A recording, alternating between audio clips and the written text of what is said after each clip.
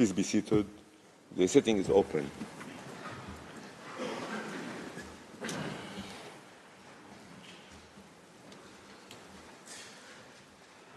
The court meets this morning to hear Namibia, Norway, Oman, Pakistan, Indonesia and Qatar on the questions submitted to it by the United Nations General Assembly with respect to the legal consequences arising from the policy and practices of Israel in the occupied Palestinian territory, including East Jerusalem.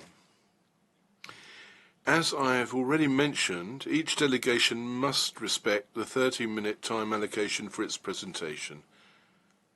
This morning, the court will take a short break after the presentation of Oman. I shall now give the floor to the representative of Namibia. Honorable Mrs. Yvonne Dosab, you have the floor, Madam.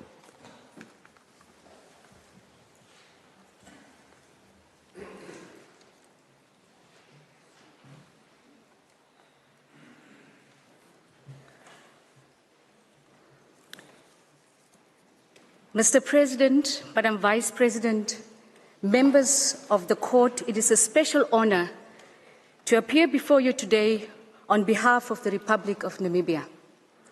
With your kind indulgence, I wish to first pay tribute to our late President, Dr. Hage Geingob, who passed away on 4 February 2024 and will be laid to rest this weekend.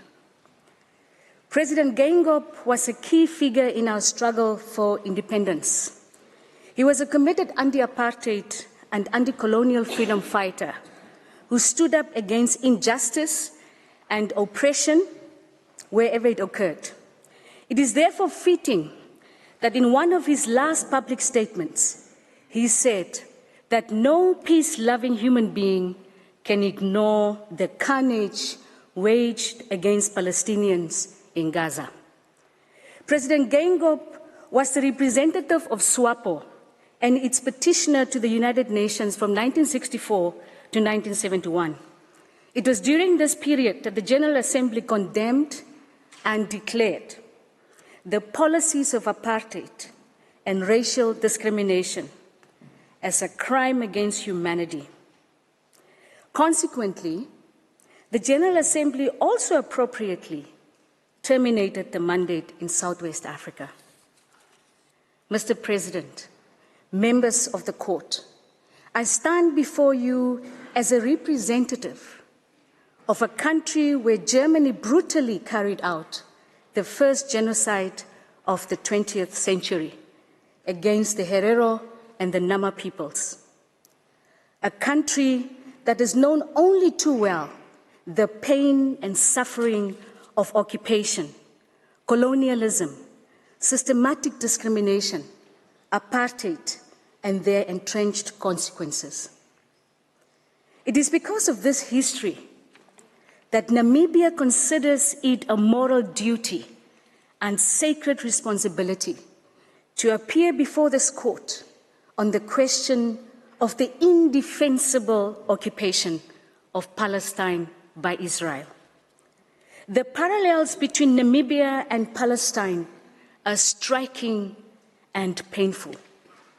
Both were integral parts of the mandate system established after World War I, and in both cases, the so-called sacred trust of civilization, which aimed to guide these nations towards self-determination and independence was utterly betrayed.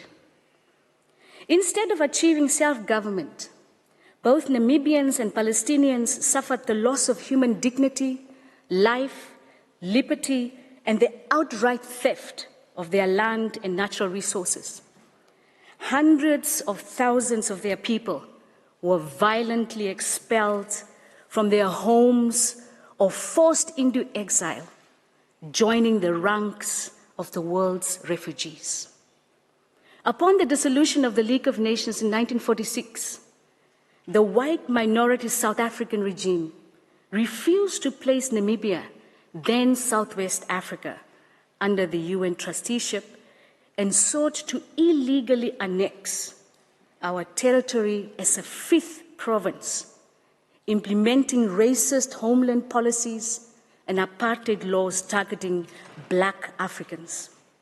Today, Palestinians have had to endure the seizure of their land and property, illegal settlements, unlawful killings, forced displacement, drastic movement restrictions, the denial of refugees' right to return, and of equal nationality and citizenship. The lived reality of the people of Palestine evokes painful memories for many Namibians of my generation.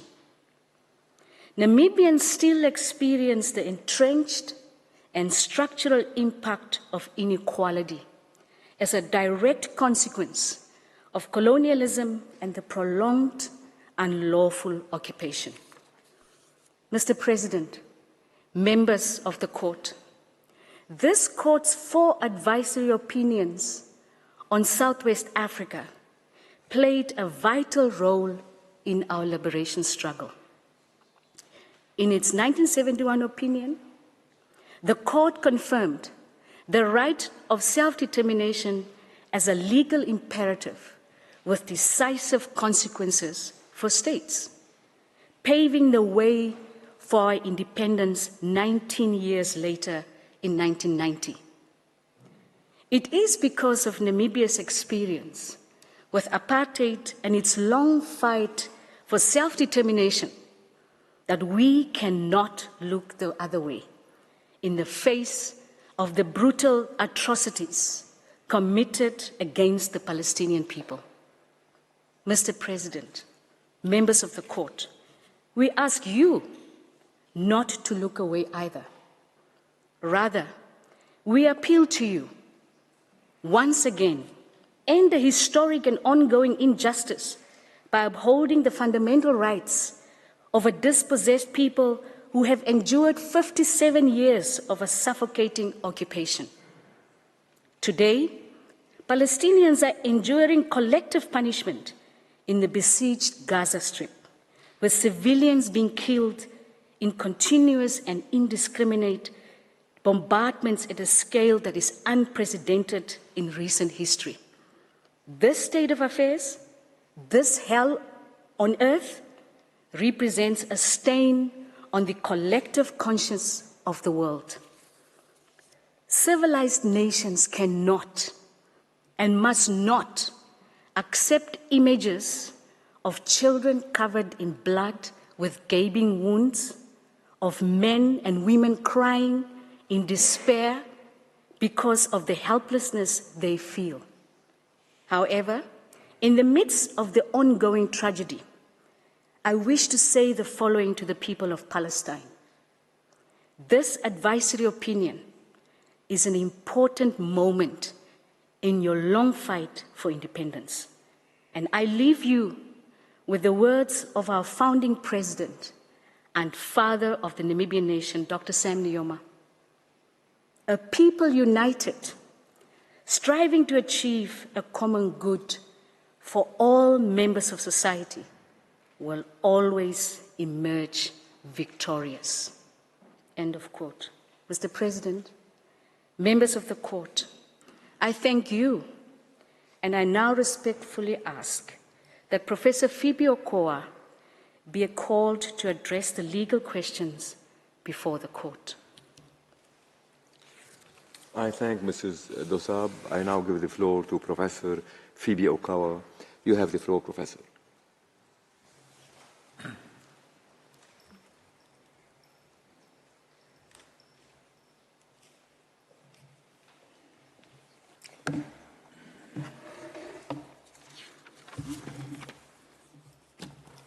Mr. President, Madam Vice President, members of the Court, it's a great honor for me to appear before you in these proceedings and a special privilege to do so on behalf of the Republic of Namibia.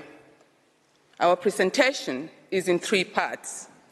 First, I will make 2 general observations on why the Court should answer the request in its entirety and why Israel's occupation is illegal.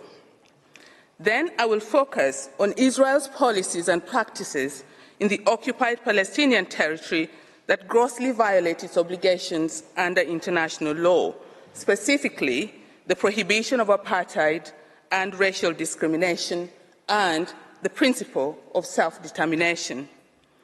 Finally, I will address the legal consequences that arise for Israel, for third states, and for the United Nations on account of these violations. As a threshold matter, Namibia reiterates, as do the overwhelming majority of states in these proceedings, that the Court has jurisdiction to render the requested advisory opinion and that there are no compelling reasons for the Court to decline the request.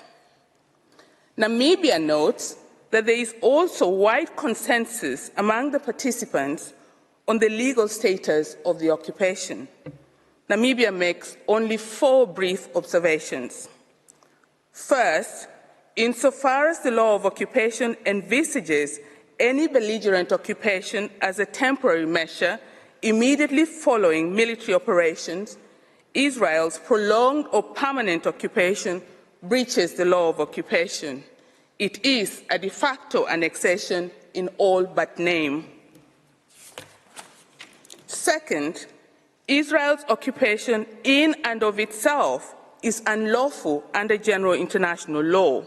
This is because it violates the Charter of the United Nations and peremptory norms, specifically the prohibition on territorial acquisitions through illegal use of force, the principle of self-determination, and the prohibition of apartheid. Third, successive resolutions of the Security Council and the General Assembly have declared Israel's occupation to be illegal and called on Israel to end it immediately. These resolutions provide an independent source of authority for the illegality of the occupation. Finally, the continuation of the illegal occupation does not absolve Israel from its obligations and responsibilities under international law. This is consistent with your own conclusions in the Namibia Advisory Opinion that physical control over territory and not sovereignty or legitimacy of title is the basis of state liability for acts affecting other states.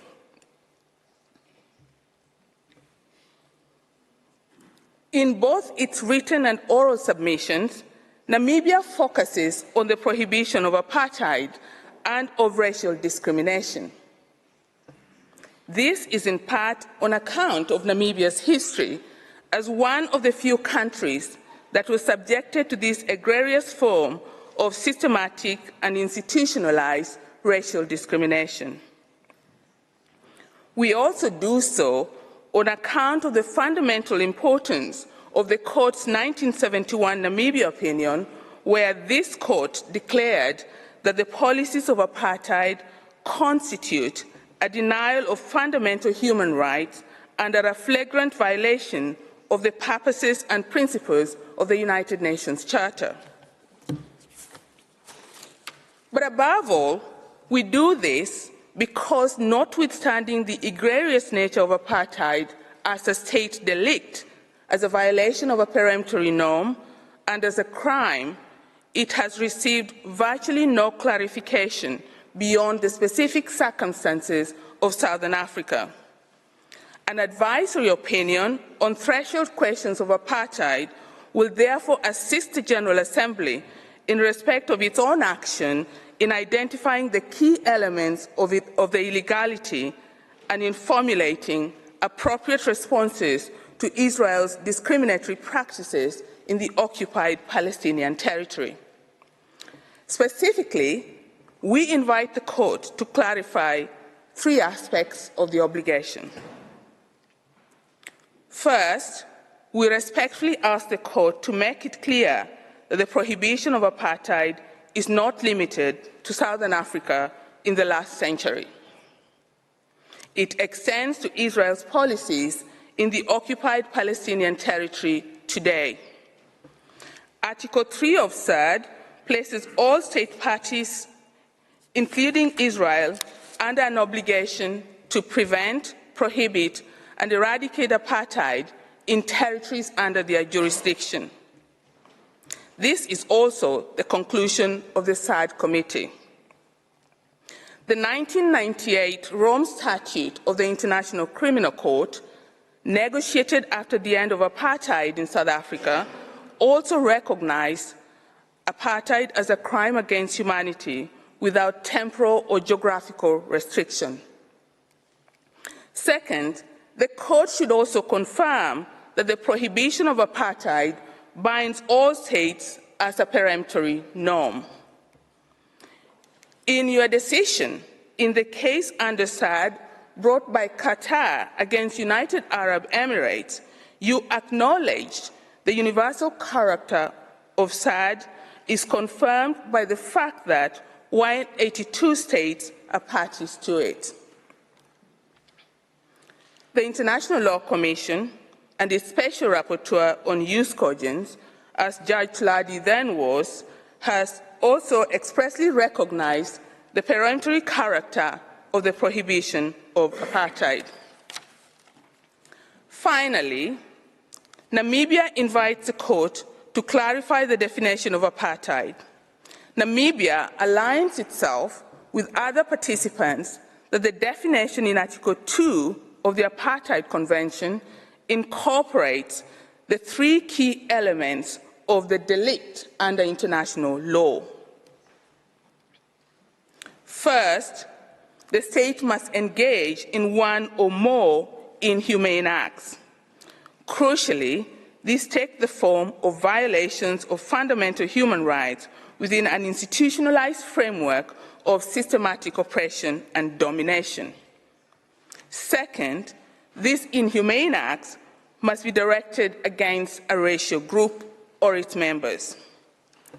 Finally, the state must commit these inhumane acts for the purpose of establishing and maintaining domination by one racial group over the other and systematically oppressing them.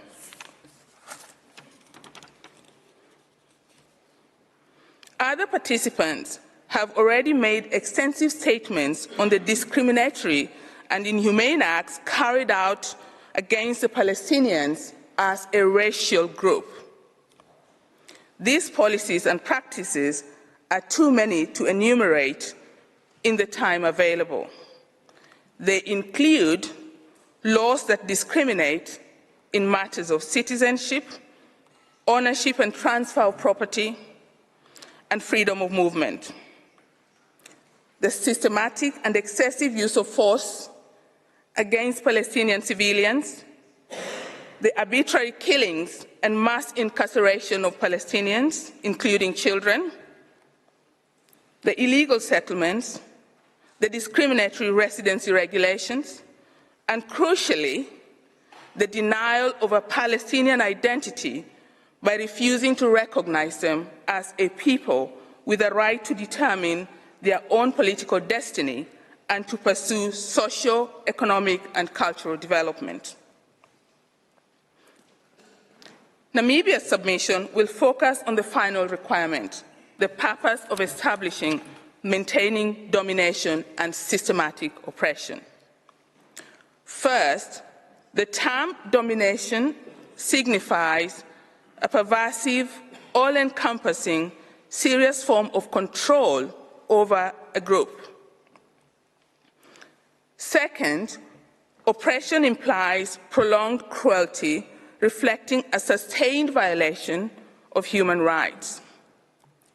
Third, systematic implies the organized nature of violent acts and the improbability of their random occurrence. Namibia shares the view of other participants that Israel's policies and practices meet the evidentiary standard for establishing the state delict of apartheid. The Israeli government's openly articulated aim is to ensure Jewish-Israeli control of all facets of Palestinian life, as evidenced by legislation affirming Israel as the nation-state of the Jewish people with unique self-determination rights reserved for Jewish individuals only. It is clear from all the available evidence that these discriminatory practices are not accidental or fortuitous, but are designed for the specific purpose of privileging Jewish Israelis over Palestinians. The fact that the practices in question may have other collateral objectives, such as maintaining security, is irrelevant. It will suffice if the primary motive is discriminatory, even if it also serves ancillary purposes. It follows in Namibia's submission that Israel's policies and practices are inconsistent with the prohibition of apartheid as a state delict under international law. Furthermore, these discriminatory practices, in the context of prolonged occupation of the Palestinian territories, violate the right of the Palestinian people to self-determination. As other participants have highlighted, these discriminatory policies and practices are directed at fragmenting the Palestinian people. These elaborate systems of administrative controls undermine group cohesiveness by dividing the Palestinian people into a number of administrative domains or groups with varying degrees of rights. This strategic fragmentation of the occupied Palestinian territory into Bantustans makes Palestinian life burdensome and in many cases unbearable, forcing them to leave their homes. Perhaps the epitome of discriminatory laws negating the Palestinian right of self-determination is the 2018 Basic Law, passed with constitutional status, which boldly declares that Israel is the nation of the Jewish people and that Jewish settlement is a national value. I will now turn to the final part of my submission. I will first examine the legal consequences of Israel's violations, irrespective of the status of the occupation.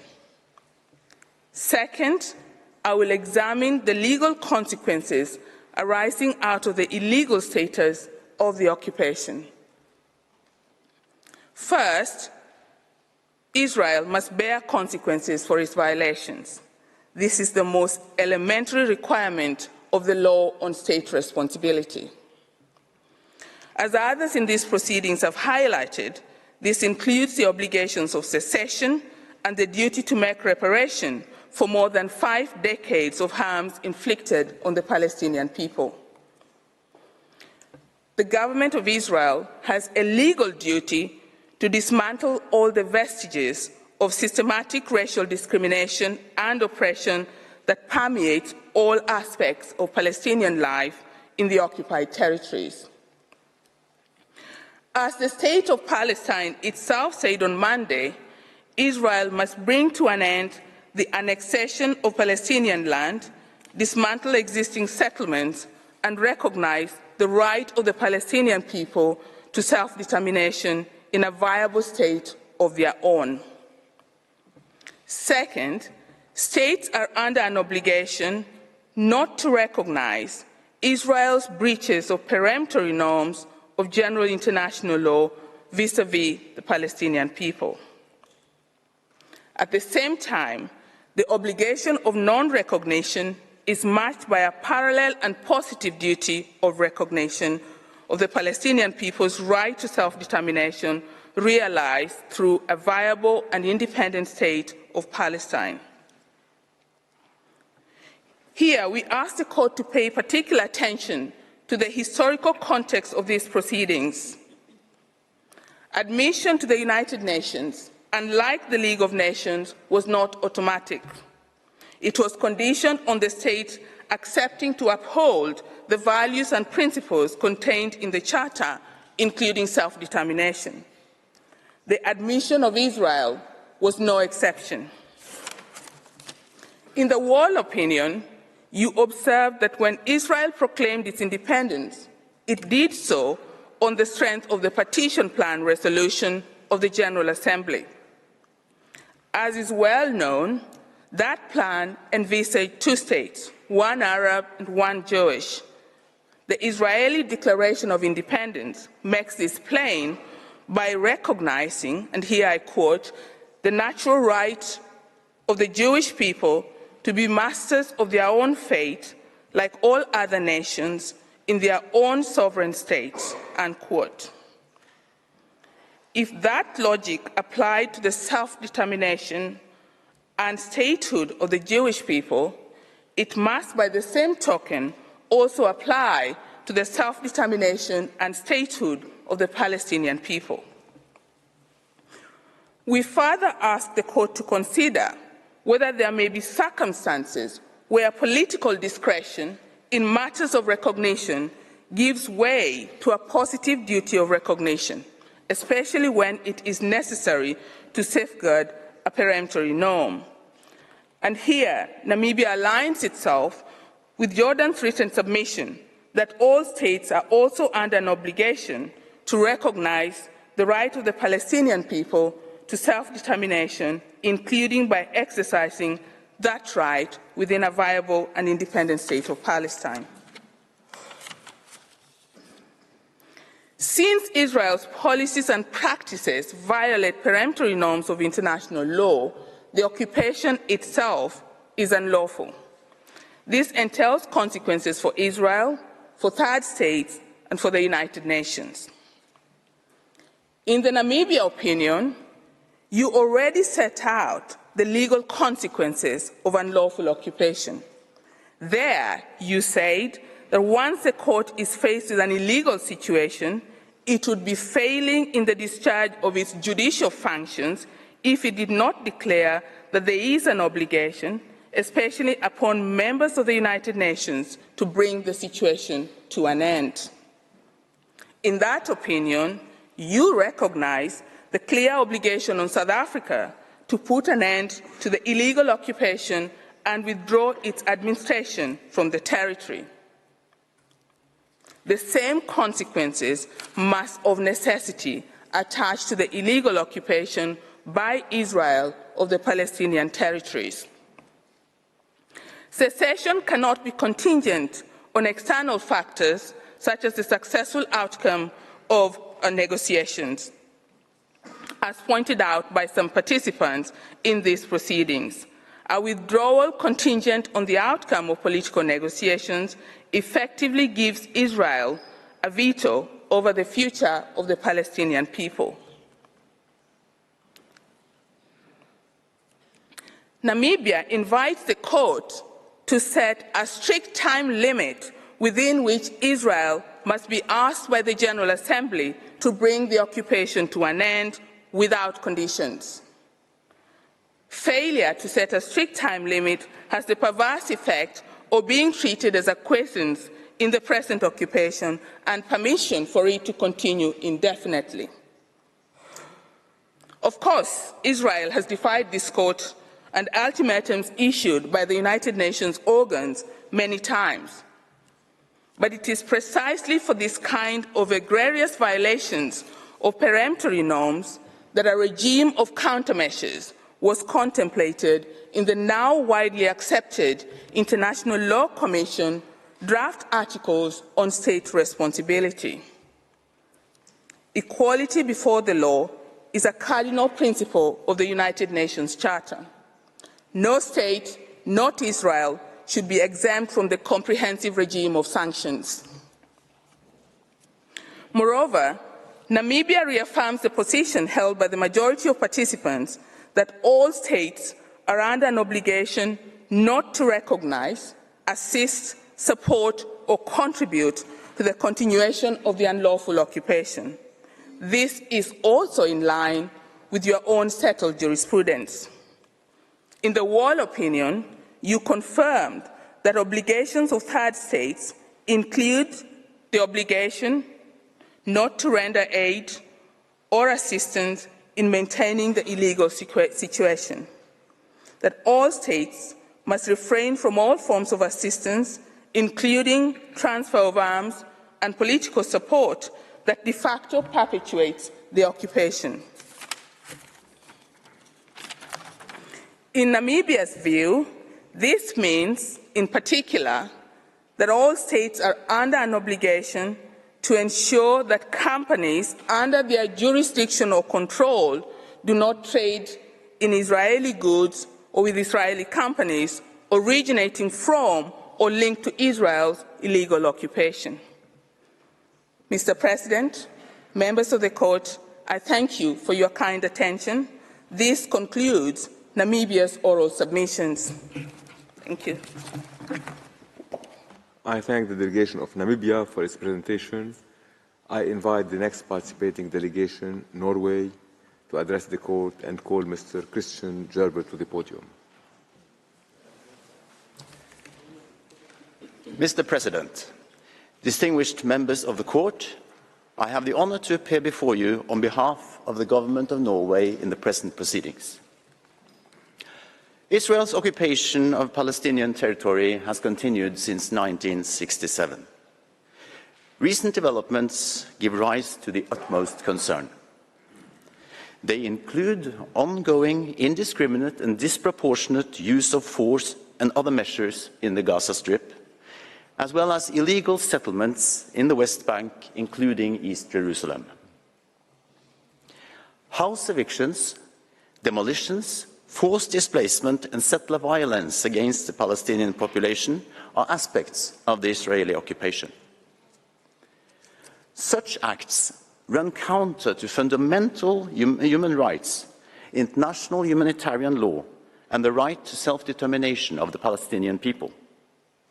They threaten the foundations under international law for the vision of a region where two states, Israel and Palestine, live side by side within secure and recognized borders. Against this background, an advisory opinion will provide essential and timely guidance to the international community.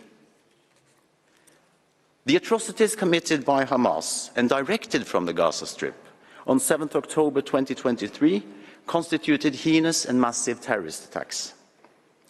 Repeated rocket attacks launched from Hamas and other groups in Gaza against Israel constitute violations of international humanitarian law due to their obvious indiscriminate nature. Individuals responsible for atrocities and other crimes must be held accountable. Those constituting real and imminent threats to the Israeli population and territory expose themselves as lawful military targets within the constraints of international law. This does, however, not justify any breaches of international humanitarian law, including by inciting or taking measures directed against the civilian population. Norway takes due note of the provisional measures indicated by this Court on 26th of January this year. Mr. President, the Israeli settlements in the West Bank and East Jerusalem constitute a chief obstacle to any prospect of settlement and peace in the area. In its advisory opinion of 2004 on the legality of the construction of a wall, this Court stated that the Israeli settlements in the occupied Palestinian territory, including East Jerusalem, have been established in breach of international law. The Security Council has in numerous resolutions, including 2334 of 2016, restated its determination that the settlements constitute a flagrant violation of international law, and stressed the need to reverse the negative trends on the ground, which are steadily eroding the two-state solution and entrenching a one-state reality. Against this background, I will first address administration and annexation of territory under occupation. I will then ask whether Israel's continued occupation may still be seen as temporary administration of territory in accordance with international law on military occupation, or whether the occupied Palestinian territory is gradually being subject to illegal annexation. Drawing on the Court's advisory opinion in Namibia, I will pose the question whether Israel must end its occupation of the territory. Ambassador FIFA will thereafter address specific elements which are part of the legal framework applicable under international law to the occupied Palestinian territory. At the outset, we recall that the definition of occupied territory in Article 42 of the 1907 Hague Regulations relies on a factual assessment. A territory is considered occupied when it is actually placed under the authority of the hostile army. This triggers key legal rules, in particular out of humanitarian considerations and notably pursuant to the Fourth Geneva Convention. The factual assessment made by this Court at the time of the Wall opinion remains, in our view, entirely true today. Both the Gaza Strip and the West Bank are integral parts of the territory occupied by Israel in 1967, irrespective of the Israel military withdrawal from Gaza in 2005. The Security Council recently stressed in its resolution 2720 of 2023 that the Gaza Strip constitutes an integral part of the territory occupied in 1967. And reiterated the vision of the two-state solution with the Gaza Strip as part of the Palestinian state, echoing its resolution 1860 of 2009. The protection given to the civilian population by the laws of occupation continue to apply. This does, however, not impede a consideration of the legality of the occupation as such. The occupation has now lasted for more than half a century. While international law does not set any specific time limit, military occupation is, in essence, temporary. This is evident from provisions such as Articles 6.3 and 47 of the Fourth Geneva Convention, and was recalled by the General Assembly in its Resolution 77/126 in 2022, emphasizing that the occupation of a territory is to be a temporary de facto situation, whereby the occupying power can neither claim possession nor exert its sovereignty over the territory it occupies. Recognized authorities have reminded us that the law on belligerent occupation is based on the assumption that occupation of foreign territory, being an extraordinary measure, may be justified for a limited time only. A military occupation cannot be permanent. If an occupation is allowed to be indefinite, then the distinction under jus ad bellum between occupation and annexation dissolves. Furthermore, risks are patent with regard to deportations, transfers and evacuations in breach of Article 49 of the Fourth Geneva Convention. Both this Court and the Security Council have found Israel to have violated this provision. Such developments give reason to ask whether the situation is turning into a de facto annexation. I now turn to the possible legal consequences arising from such prolonged occupation with regard to the Palestinian people's right to self-determination.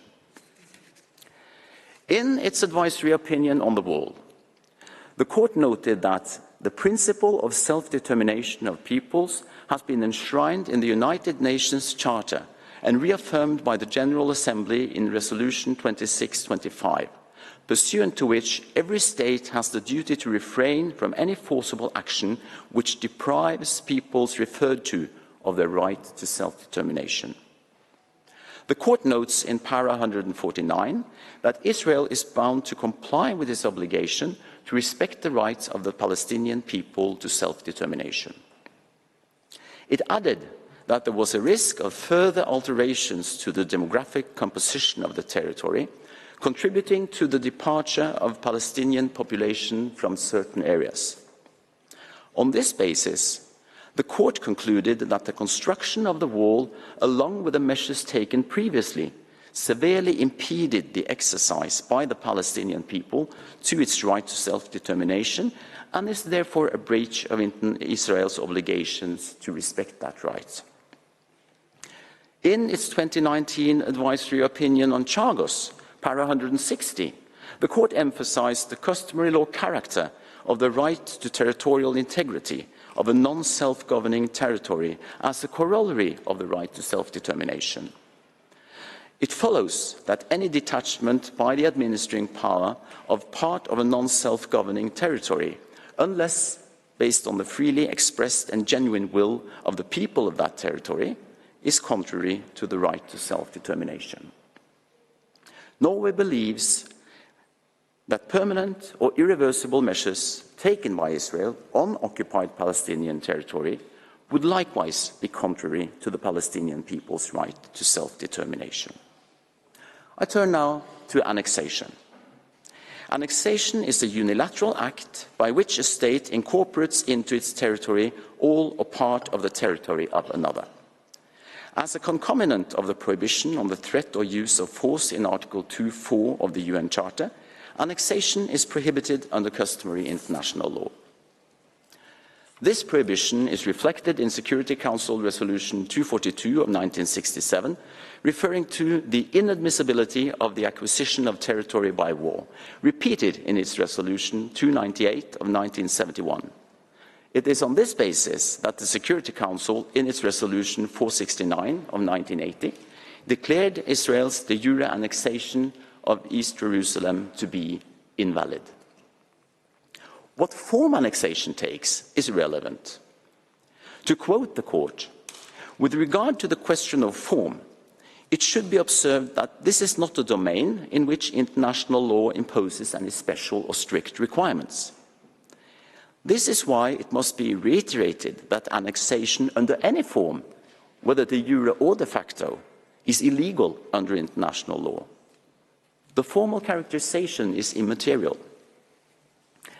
Nevertheless, there are grounds for asking whether Israel's occupation may be seen as tantamount to de facto annexation, as the court did in the wall opinion. And I quote, "The construction of the wall and its associated regime create a fait accompli on the ground that could well become permanent, in which case, and notwithstanding the formal characterization of the wall by Israel, it would be tantamount to de facto annexation." End of quote. In its September 2022 report, the Independent International Commission of Inquiry on the occupied Palestinian territory, including East Jerusalem, held that, quote, "Israel treats the occupation as permanent and has, for all intents and purposes, annexed parts of the West Bank, while seeking to hide behind a fiction of temporariness. Actions by Israel constituting de facto annexation include expropriating land and natural resources, establishing settlements and outposts, maintaining a restrictive and discriminatory planning and building regime for Palestinians, and extending Israeli law extraterritorially to Israeli settlers in the West Bank." The Commission considered the situation tantamount to a de facto annexation, as alluded to by the court. The court may wish to consider the following aspects when determining whether Israel's occupation may be tantamount to de facto annexation. First, the establishment of settlements in the occupied Palestinian territory represents a transfer over decades of parts of the occupying power's own civilian population into the territory it occupies in breach of Article 49.6 of the Fourth Geneva Convention. The Security Council has repeatedly, including in Resolution 2334 of 2016 condemned all measures aimed at altering the demographic composition, character and status of the territory occupied since 1967. Second, it could be asked whether the duration of the occupation, which has now lasted for more than half a century, in itself renders the occupation tantamount to de facto annexation.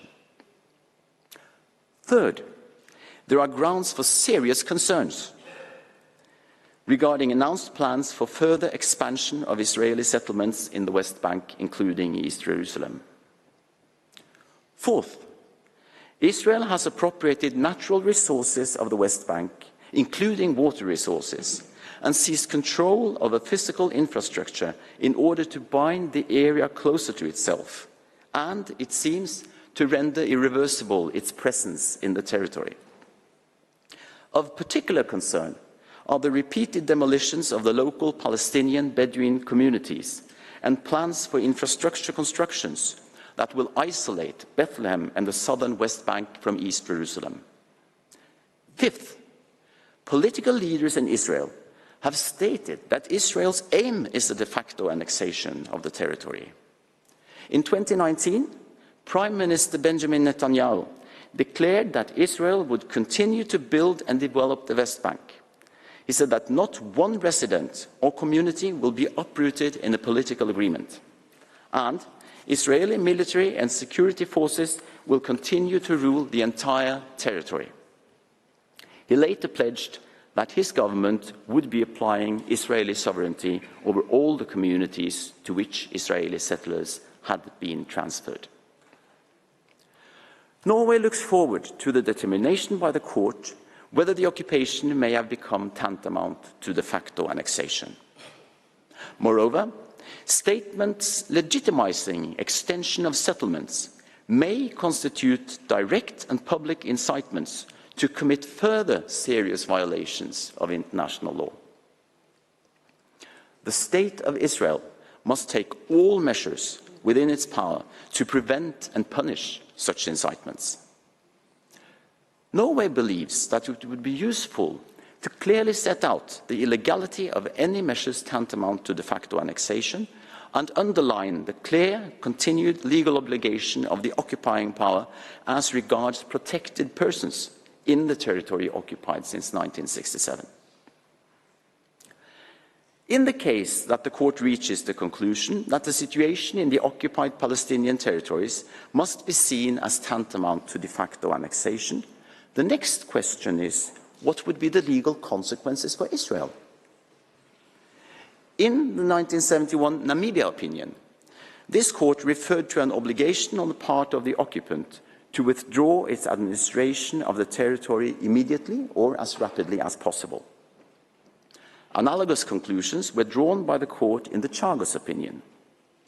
Furthermore, the Security Council, in Resolution 476 of 1980, reaffirmed the overriding necessity for ending the prolonged occupation.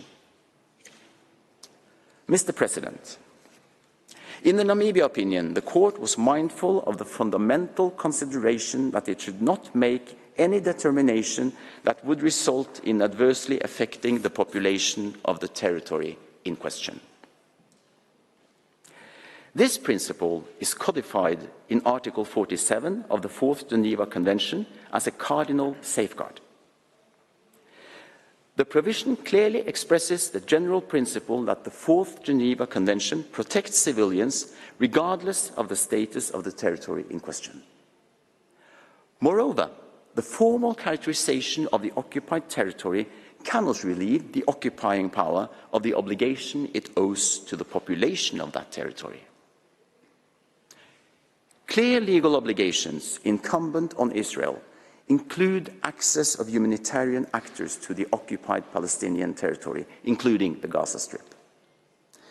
In Resolution 2720 of 2023, the Security Council reiterated its demand that all parties to the conflict, including Israel, comply with their obligations, including with regard to humanitarian access and the protection of humanitarian personnel and their freedom of movement. I thank you for your attention. I will now ask Ambassador Rolf Einar Fife to come to the podium. I thank Mr. Jarvel. I now give the floor to Mr. Fife. You have the floor, sir. Mr. President, distinguished members of the Court, it is an honor for me to appear again before this Court on behalf of the Kingdom of Norway. For completeness, I will now address certain elements which Norway considers to be part of the legal framework applicable to the occupied Palestinian territory. They constitute, in our view, solid foundations under international law for the two-state solution to which Norway is fully committed. Mr. President, I would like to start by noting the statement before this court on the 12th of January by the co-agent of Israel in a contentious case when he recalled, and I quote, "the commitments made at the time the state was established as reflected in our Declaration of Independence," end of quote. This reminder of the commitments made in the Declaration of Independence of the State of Israel on the 14th of May 1948 is indeed important. The Declaration is a key constitutive document for the establishment of the State of Israel. It is based on the strength of Resolution 181 of 1947 of the UN General Assembly concerning the plan of partition with economic union. It is indeed rare to find similar constitutional documents that are explicitly based on a specific United Nations resolution, as was done here. The Declaration added that the State of Israel was, and I quote, "prepared to cooperate with the agencies and representatives of the United Nations in implementing the resolution," end of quote. Furthermore, the resolution was considered in the Declaration to constitute an irrevocable recognition by the United Nations of the right to establish a state. This ought to imply that the same applies to the Palestinian side. An international legal framework has since been built, in a figurative sense, brick by brick, under the auspices of the United Nations, with a view to achieving a two-state solution. And a point of departure here are the commitments made at the time the State of Israel was established, and their subsequent legal relevance.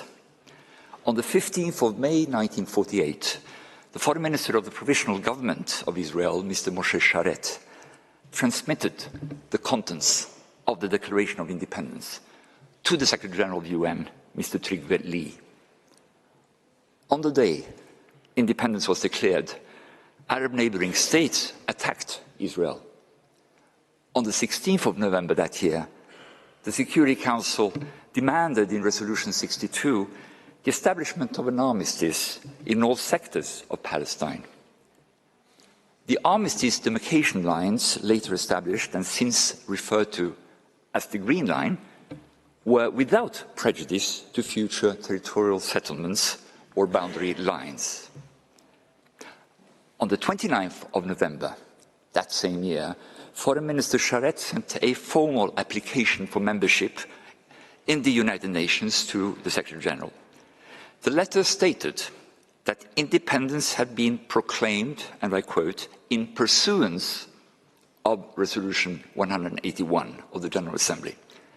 It added that Israel unreservedly accepts the obligations of the United Nations Charter and undertakes to honor them from the day when it becomes a member of the United Nations, end of quote. Mr. President, the subsequent decision-making process concerning UN membership in accordance with Article 4 of the Charter is significant. Pursuant to Article 22 of the Covenant for the League of Nations and the adoption of Class A mandate, Palestine had been provisionally recognized in 1922 as an independent nation, subject to the rendering of administrative advice and assistance by a mandatory until such time as it was able to stand alone. By virtue of Article 80 of the Charter, rights of self-determination were not altered in 1945. They were continued. The announced notice of termination of the Palestine Mandate by the United Kingdom in 1947 provided the background for the adoption of Resolution 181, already referred to. Norway voted in favour of that resolution. The two-state solution formed the context of the vote on admission of Israel to UN membership. On the 4th of March 1949, as a member of the Security Council, Norway voted in favour of such admission, stating in its explanation of vote that it was, and I quote, confident that Israel will cooperate fully and loyally with all decisions by organs of the United Nations, end of quote. Subsequently, on the 11th of May that same year, Norway also voted in favour of Resolution 273 on admission in the General Assembly. This decisive resolution referred to Resolution 181 of 1947, but also to, and I quote, the declarations and explanations made by the representatives of the government of Israel before the ad hoc political committee in respect to the implementation of the said resolutions, end of quote. Indeed, from the 5th to the 9th of May 1949, Israel's representative in that committee, Mr. Abba Eban, had fielded questions from member states.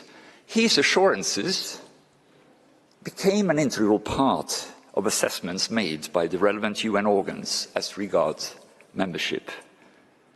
For instance, on the 5th of May, Mr. Eban recalled that Resolution 181 recommended that when either state envisaged by that resolution had made its independence effective, end of quote, sympathetic consideration should be given to membership in the UN. He added that, and I quote, the time had come for the UN, if it wished Israel to bear the heavy burden of charter obligations, to confer upon Israel the protection and status of the charter, end of quote.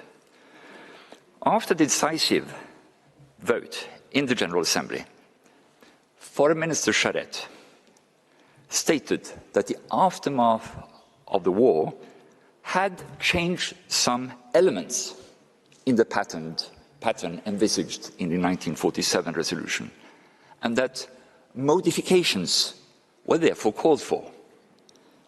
However, these do not vacate the continued relevance of the framework. The Foreign Minister noted that Israel's organic connection with the United Nations had combined with its own compelling interest in dictating its course of action in international affairs, a cause of undivided loyalty to the Charter of the United Nations and of consecration of the cause of peace, end of quote. Mr. President, such declarations, such explanations were instrumental in securing a majority of votes in the relevant organs of the United Nations.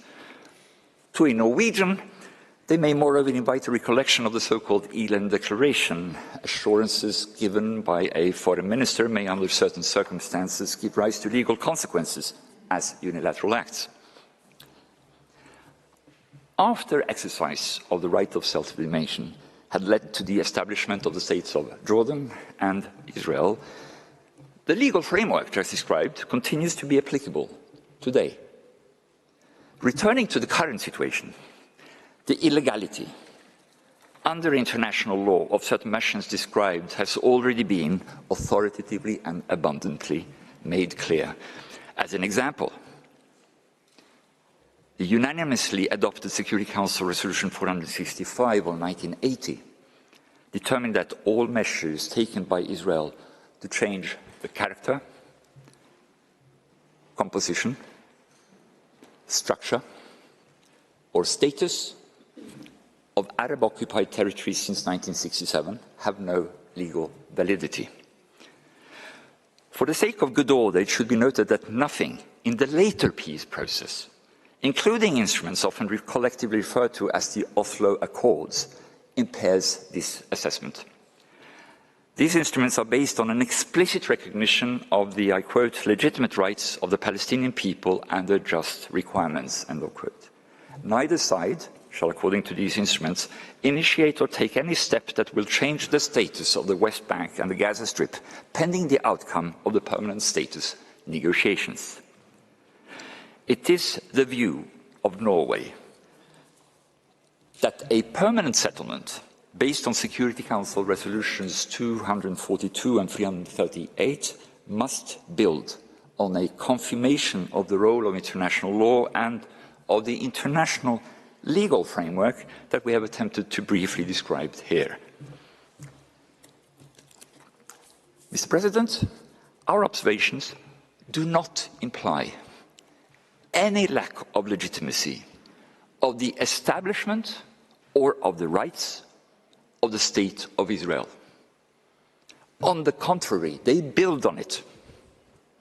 However, they also recall the clear obligations of a legal and not merely of a political nature incumbent on Israel.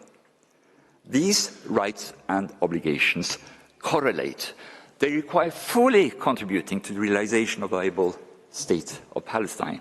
The permanent and irreversible nature of measures described under the prolonged occupation with illegal settlements conducted in relation to the Gaza Strip run counter to the Charter and also to the very commitments made by Israel. It is against this background, Mr. President, members of the Court, that we invite the Court to pronounce itself on the legality of the measures described and of the continued occupation. I've come to the end of my presentation, and I thank you for your attention. I thank the delegation of Norway for its presentation. I call upon the next participating delegation, Oman, to address the Court and invite His Excellency Mr. Abdullah bin Salim bin Hamad al-Harithi to take the floor.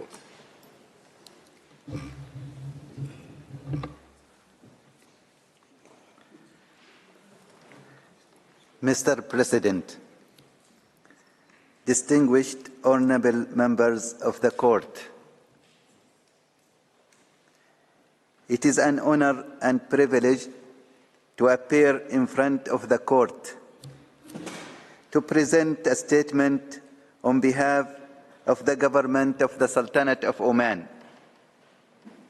in the oral proceedings concerning the advisory opinion on the legal consequences arising from the policies and practices of Israel in the occupied Palestinian territory, including East Jerusalem. For more than 75 years, the Palestinians have been living under occupation, oppression, injustice, and daily humiliation committed against them by Israelis. Meanwhile, the international community and the international organizations have failed to assist the people of Palestine to realize their aspiration by having their own independent state. Today in Gaza, the world for 4 months is witnessing one of the worst atrocities and acts of genocide in modern times, where more than 25,000 killed and 69,000 wounded, in addition to 2.2 million living under unbearable conditions, being driven from one place to another in a clear violation of international norms. The advisory opinion request. Oman supports United Nations General United Nations Resolution 77/247 of 30 December 2022, in which the Assembly requested the Court to render an advisory opinion in relation to two specific issues, namely, A, the legal consequences arising from Israel's ongoing violation of the right of the Palestinian people to self-determination, its prolonged occupation of the Palestinian territory occupied since 1967, including the holy city of Jerusalem, and its measures aimed at altering the demographic composition, character, and status of the Palestinian territories, and from its adoption for related discriminatory legislations and measures. B, Israel's policies and practices referred in paragraph A affect the legal status of the occupation and the legal consequences that arise for all states and the United Nations from this status. The Sultanate of Oman requests that the following issues are taken in account. 1. Violation of the right to self-determination. That the occupation, settlement, and annexation of Palestinian territory occupied since 1967 by Israel obstructs the realization of the Palestinian people's inalienable rights, including their right to self-determination and right to return.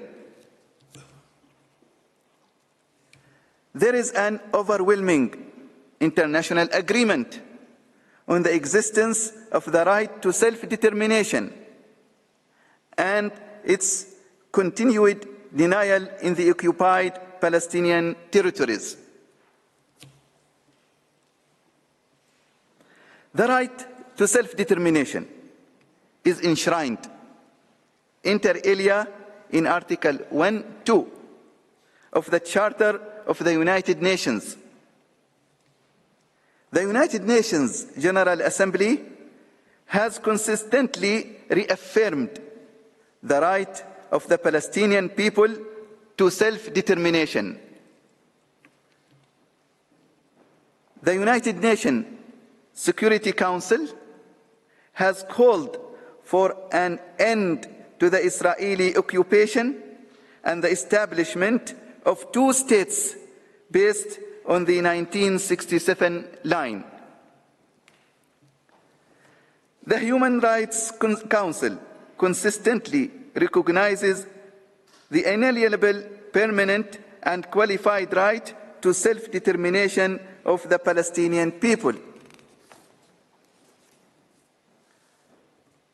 Arising from these clear and consistent breaches of the international law in maintaining a 75-year occupation, the Court should determine that the government of Israel should bring an immediate and unconditional end to all activities, policies, and laws that prevent and impede Palestinian self-determination, principally by ending the occupation of the Palestinian territory.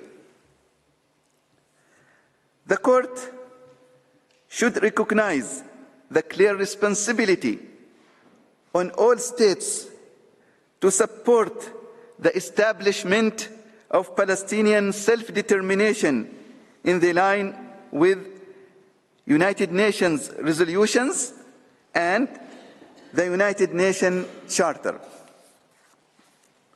2. Prolonged occupation, settlement, and annexation of Palestinian territory.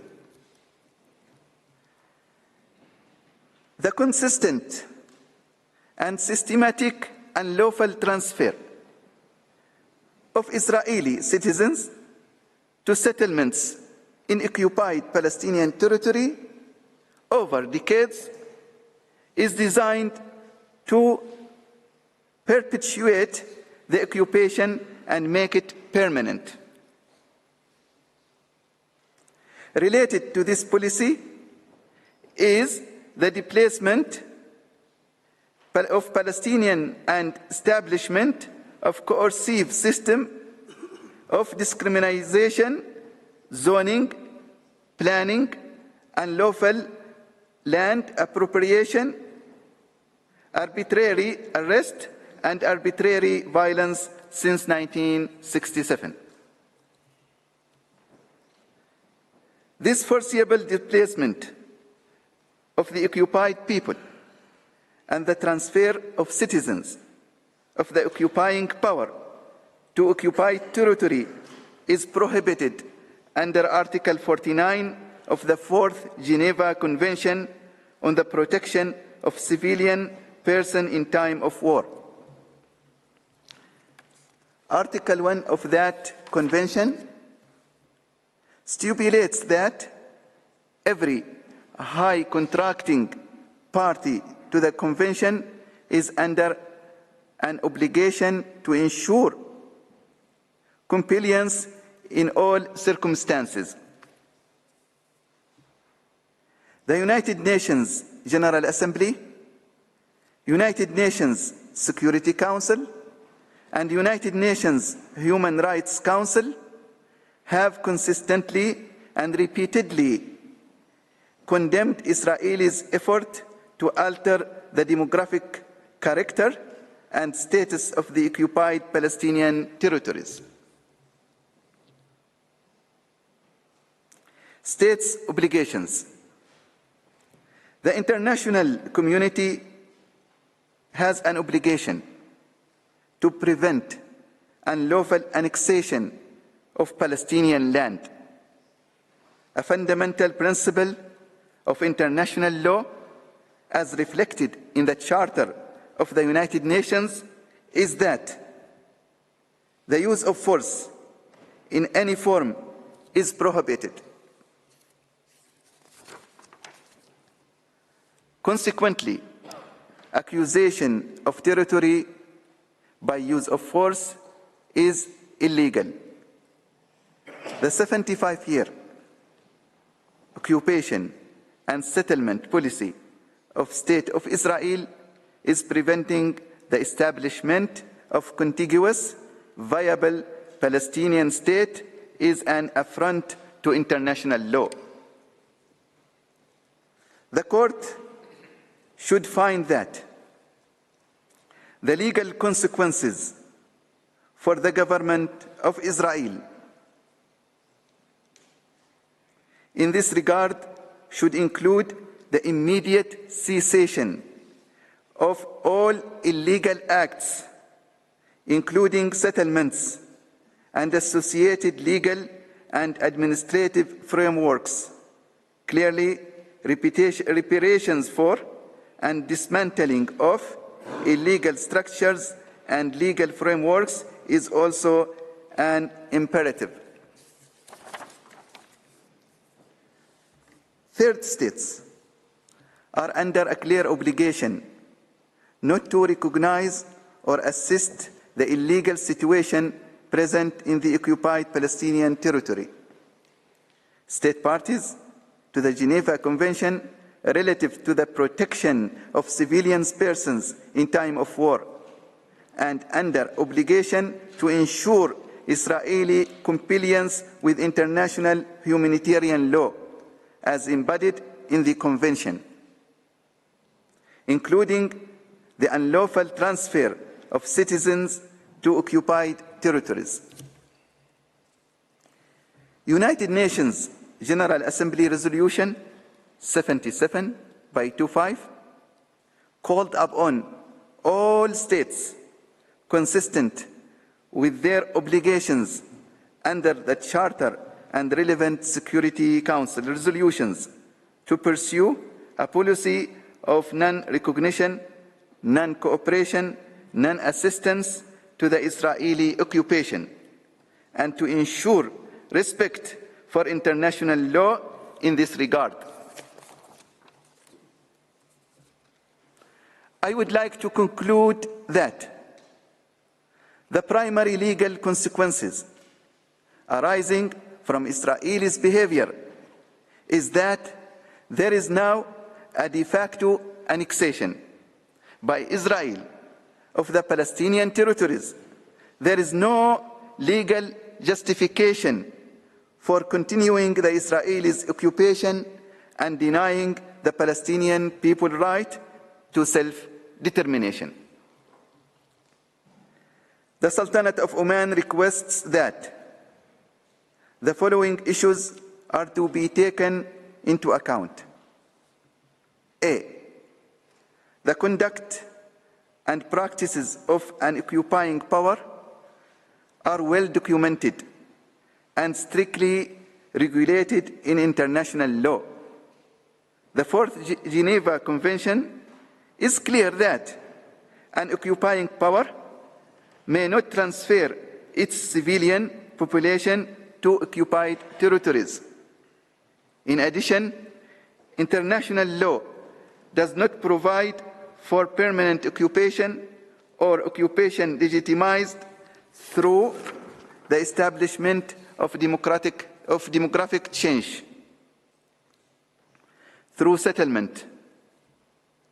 The 75-year duration of Israeli presence in the occupied Palestinian territories and the persistence policy of settlement renders the Israeli occupation illegal and in breach of the United Nations Charter. B. The court should determine that Israel should bring to an immediate and unconditional end to this unlawful situation. Third states should support these efforts. Thank you very much. I thank the delegation of Oman for its presentation, and before I invite the next delegation to make its oral statement, the court will observe a break for 10 minutes. The sitting is suspended.